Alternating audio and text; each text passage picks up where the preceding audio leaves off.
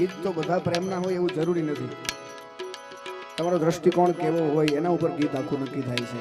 આ શબ્દો તેરે નામ ભિક્ષુનું ગીત એ પ્રેમિકાનું જ ગીત છે. પણ મેં કીધું ને કોઈ વ્યક્તિની ગેરહાજરી તમારા જીવનમાંથી જાય તો એવું શું થાય?